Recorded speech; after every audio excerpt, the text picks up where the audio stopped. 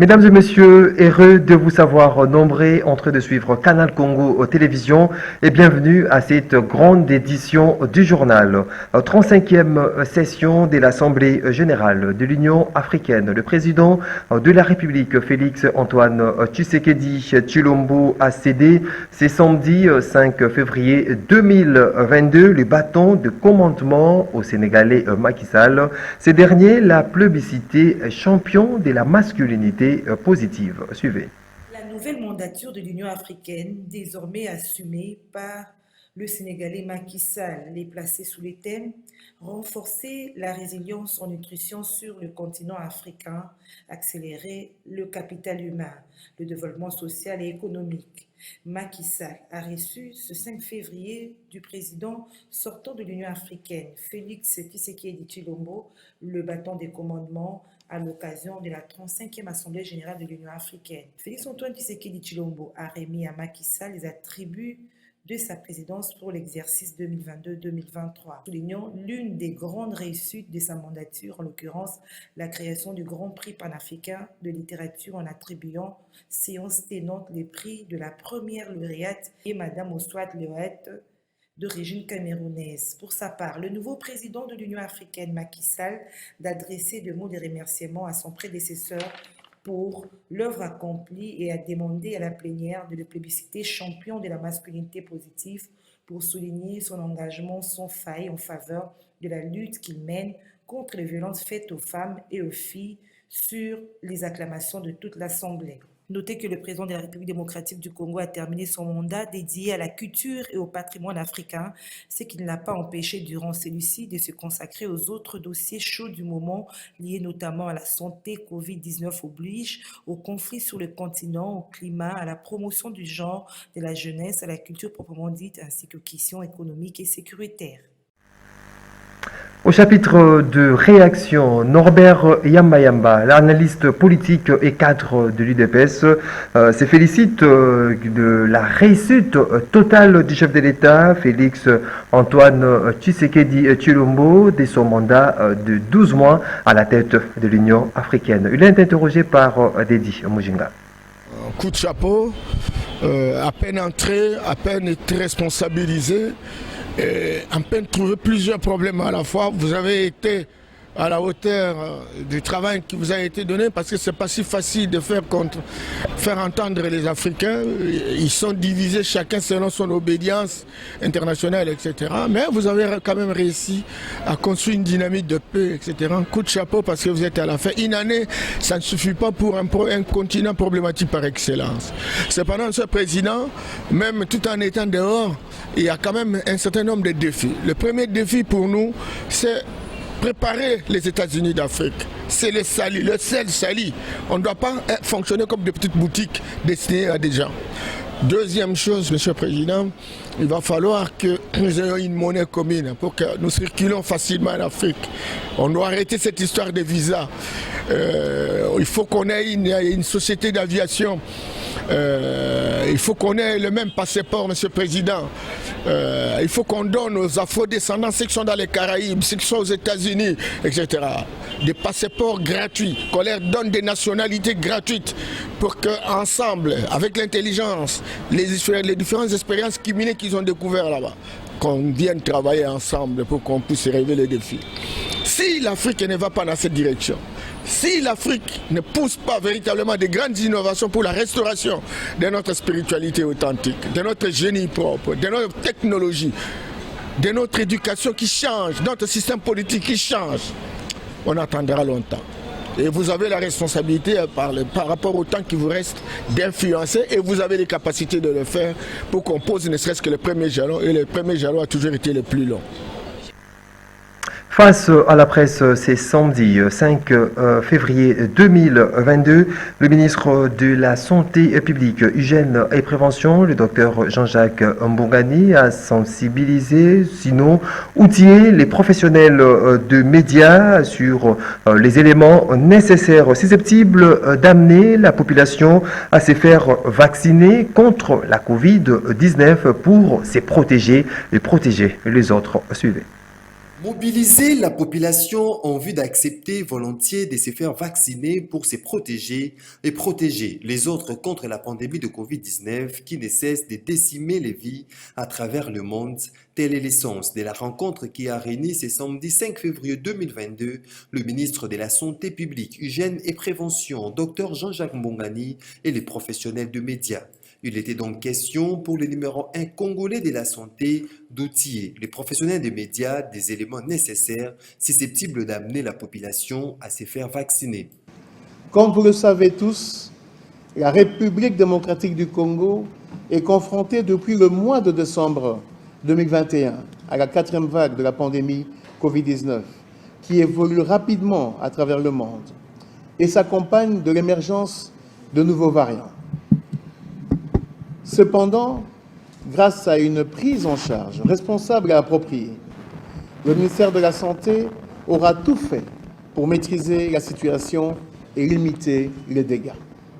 Le gouvernement de la République, via l'action du ministère de la Santé publique, Hygiène et Prévention, à travers son programme élargi de vaccination, a reçu différents vaccins, dont Pfizer, Johnson & Johnson, Moderna et Sinovac, lesquels sont maintenant disponibles dans 15 provinces. L'accessibilité des Congolais à ces vaccins leur permettra de se protéger pour éviter la forme grave de la maladie et de retrouver leur vie pré-pandémique.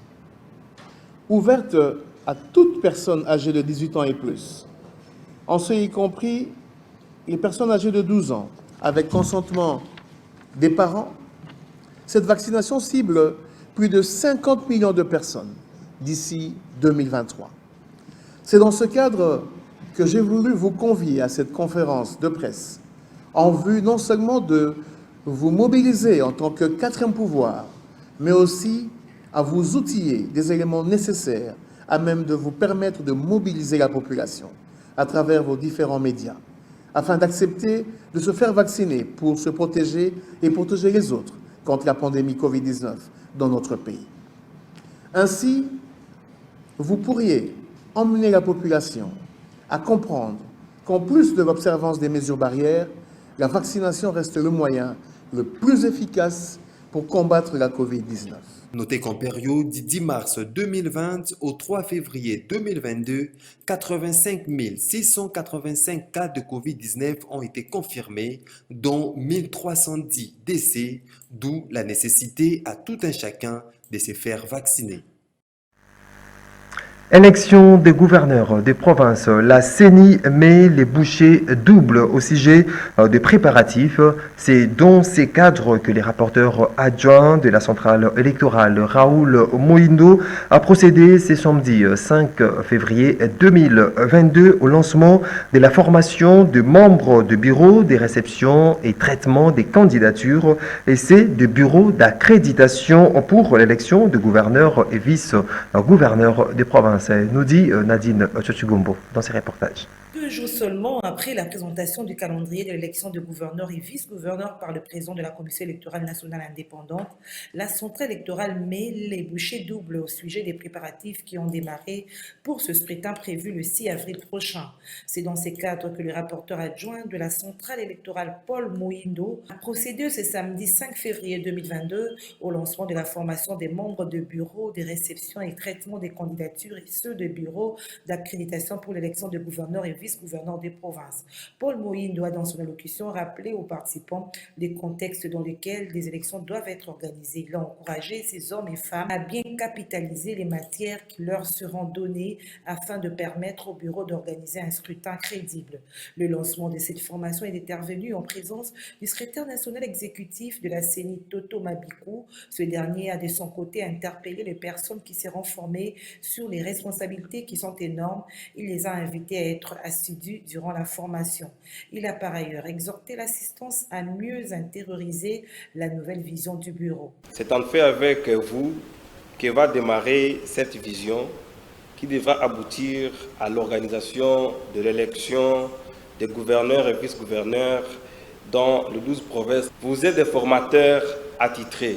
Je vous encourage néanmoins de bien capitaliser cette énième opportunité des formations pour consolider davantage votre expertise. Et lorsque vous auriez emmagasiné suffisamment de connaissances, vous conviendrez avec moi que la retransmission au niveau le plus bas sera aisée. C'est pourquoi je vous exhorte d'aiguiser votre savoir-être, savoir-faire et savoir-faire pour que cette élection, qui est la première pour le bureau actuel, prépare les jalons ou crédibilise la suite des opérations à venir.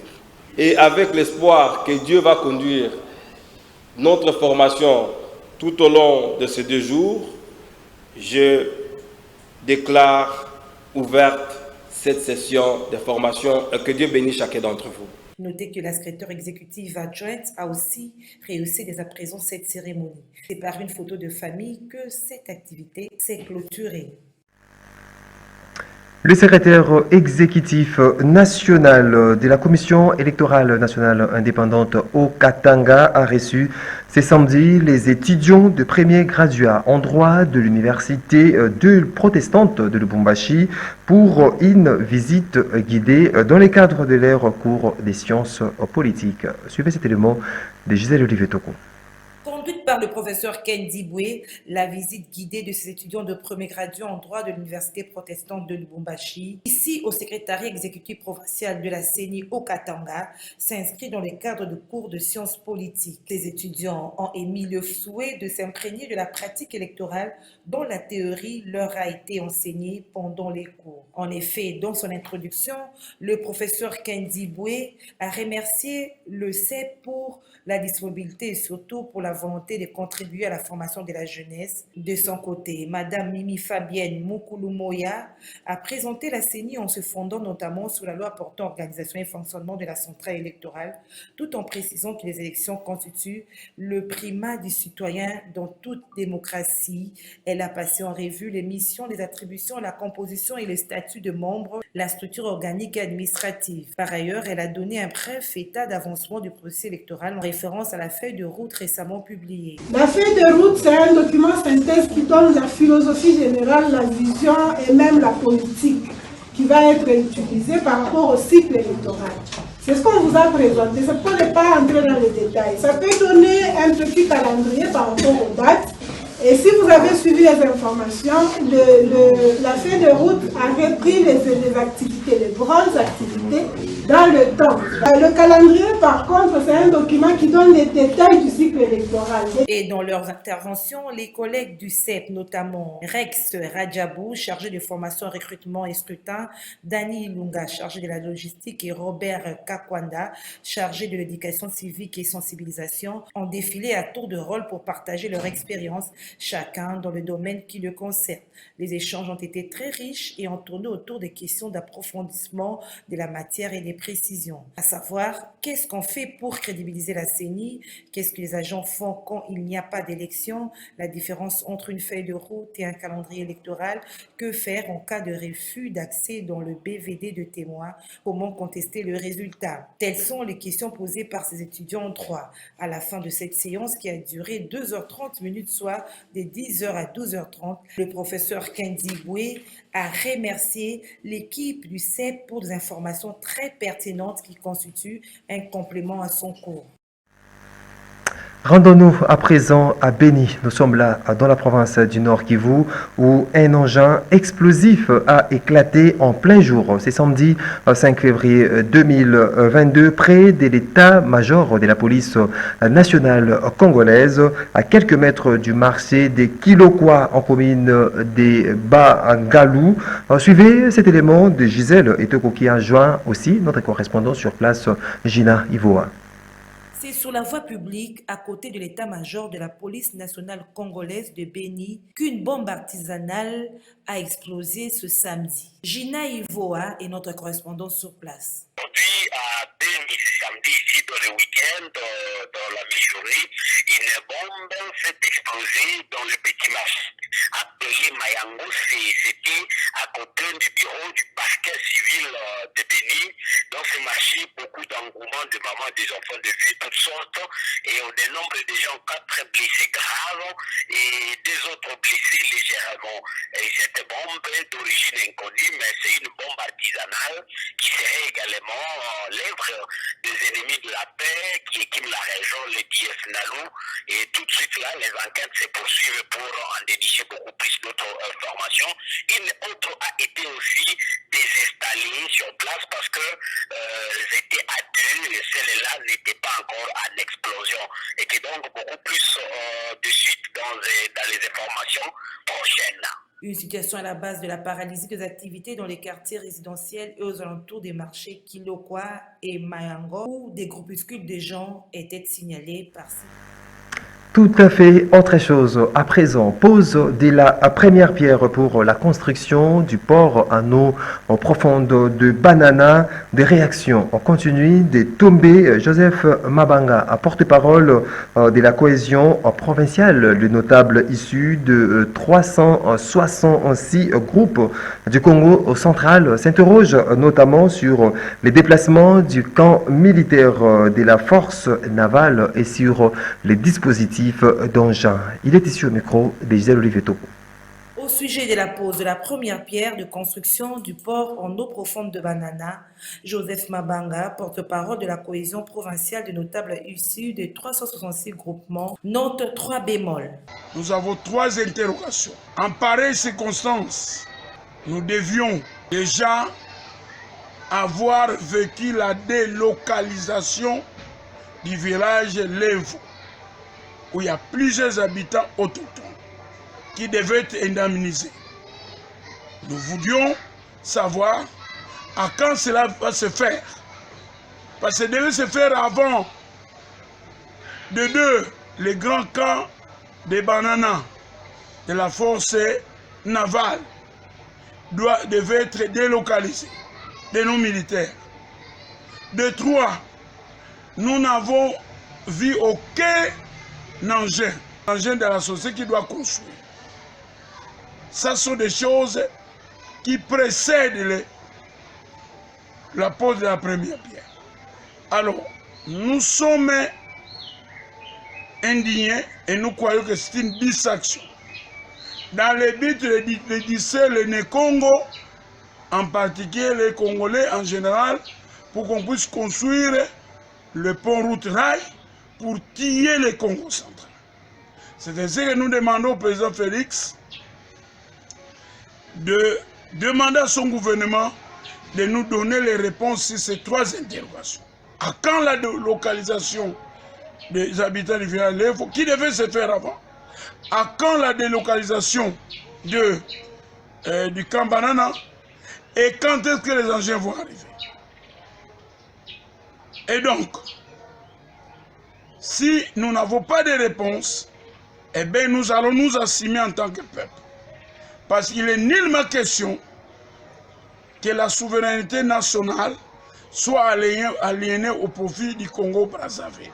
Et puisqu'ils vont construire Kinke, nous demandons à ce que le gouvernement de M. Félix divise les frais de fonctionnement et les salaires et des fameux députés, les émoluments des sénateurs et des structures budgétivores telles que le fonds, telles que je ne sais pas, la commission économique et sociale, budgétivore, telle que SENSA, budgétivore. Et nous aurons des milliards. Et puis comme ça, si cette entreprise est sérieuse, il peut construire plusieurs quais à la fois. Rappelons que c'est le lundi 31 janvier 2022 que le chef de l'État, Félix-Antoine Tshisekedi Tshilombo, a posé la première pierre marquant les débuts des travaux de ce port en eau profonde. Et puis, dans le cadre du projet initié par le chef de l'État, Félix-Antoine Tshisekedi Tshilombo, de planter 1 milliard d'arbres d'ici 2023, la vice-premier ministre en charge de l'environnement et développement durable, Eve Bazaïba Massoudi, a dépêché une équipe des experts de la direction reboisement et horticulture au plateau de Bateke pour matérialiser le dit projet. protégés. Suivez ce reportage de Doudou Motieri Hamilton. Une équipe des experts de la direction reboisement et horticulture du ministère de l'Environnement a été dépêchée par la vice-première ministre de l'Environnement et Développement durable, Eve Bazaïba, au plateau de Bateke à travers une mission de 15 jours en vue de matérialiser le projet initié par le chef de l'État consistant à planter 1 milliard d'arbres d'ici 2023 dans le but de pallier aux problèmes de réchauffement climatique, d'autant plus que la RDC a été reconnue lors de la COP26 comme pays solution. Le chef de la délégation de ces experts explique le bien fondé de ce projet. Nous sommes là toujours dans le cadre de la continuité des activités du programme d'1 milliard d'arbres. Là, nous sommes sur le site Kinzono. C'est ici que nous allons ériger 250 hectares de forêt. Ici, les tracteurs sont en train de labourer le terrain, que voici. Là, nous sommes devant tout un bloc de 20 hectares qui sont en train de labourer. Et je crois que vous êtes en train de voir, l'engin est un peu plus loin là-bas, en train de travailler. Le travail, il est là. J'essaie de voir la profondeur de labour. Je vois que c'est un labour qui n'est pas superficiel, c'est quand même profond. J'apprécie la qualité du travail et je dois quand même demander à ceux qui continuent qu'ils nous fassent un très bon travail. Parce que les plantes ont besoin d'un terrain très bien préparé et bien fignolé pour que nous ayons un rendement escompté. De toute façon, s'il faut labourer toute cette étendue pendant 15 jours, le temps ne sera pas suffisant, mais je pense que l'autorité y pensera pour une prolongation, parce qu'on ne sait pas donner tous ces travaux aux superviseurs. Nous devons toujours être à côté. Il faut toujours tapoter un peu pour que les choses aillent bien. Sinon, si on laisse comme ça, il y a des ratés. Et nous n'aimerons pas, vu que nous allons travailler pendant la petite session, il faut éviter des ratés qui peuvent nous rattraper un peu plus tard. Ici, nous avons 250 hectares, Mampou et Kinzono. Et juste en face, c'est Mampou. Donc ici, nous sommes juste à la limite, le parfait est là, c'est la limite de Kinzono et Mampou. En dehors de nos frontières, au Brésil, des centaines de personnes ont manifesté ce samedi 5 février 2022 afin de demander justice pour un jeune Congolais qui a été abattu à mort sur une plage de Rio de Janeiro, arborant des pancartes avec son portrait et des slogans contre le racisme et la xénophobie. Les manifestants se sont rassemblés autour du bar de plage du quartier brisé de Barra de Tijuca où Moïse Kabangombe, qui y travaillait en tant que journalier, a été tué le 24 janvier 2022 à l'âge de 24 ans. Nous y reviendrons.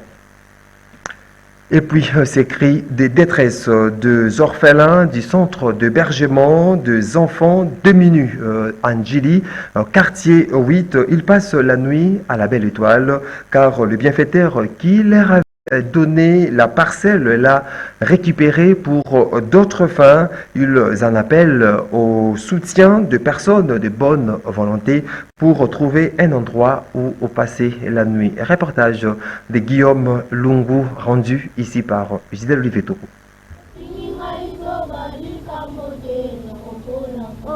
Aux personnes de bonne volonté de venir en aide, 21 enfants hébergés par un bienfaiteur depuis 2014 dans cette parcelle, aujourd'hui espace vide. Cette aide n'était pas de longue durée. Le propriétaire de la parcelle décide de récupérer sa résidence pour d'autres fins, d'où la démolition de la maison. Du coup, les orphelins du centre d'hébergement des enfants démunis passent la nuit à la Belle Étoile, au risque de retourner dans la rue. Le promoteur du centre lance un SOS. La maison que vous voyez, c'est là où les enfants habitaient. Mais maintenant, la maison n'est plus. La parcelle est devenue terrain, un terrain quoi. Alors les enfants souffrent. Vraiment, nous sommes vraiment souffrants. Les enfants passent la nuit à la Belle Étoile, même dans la parcelle, mais à la Belle Étoile. Ils n'ont pas de place pour dormir la nuit. pour manger, c'est difficile. Nous n'avons pas de moyens parce que nous n'avons pas de financement. Nous cherchons les gens de bonne volonté qui pourront nous aider à avoir ne fût-ce que la garantie pour mettre ces enfants. Ces enfants sont sortis de la rue. Mais maintenant, comme il n'y a plus de maisons, qu'ils rentrent encore dans la rue, c'est vraiment difficile et ce n'est pas normal. Ces enfants étudient, tout le monde étudie, mais quoi faire? Nous sommes là, nous vous attendons. Notre numéro de téléphone c'est 049 087 087. C'est le numéro de la présidente du centre, donc la visionnaire. L'adresse, nous sommes en Njili, dans la commune d'Njili, sur avenue Dianga, numéro 38, en Njili. Ces orphelins, qui sont pourtant scolarisés par ce centre d'hébergement des enfants démunis, font parler leur cœur.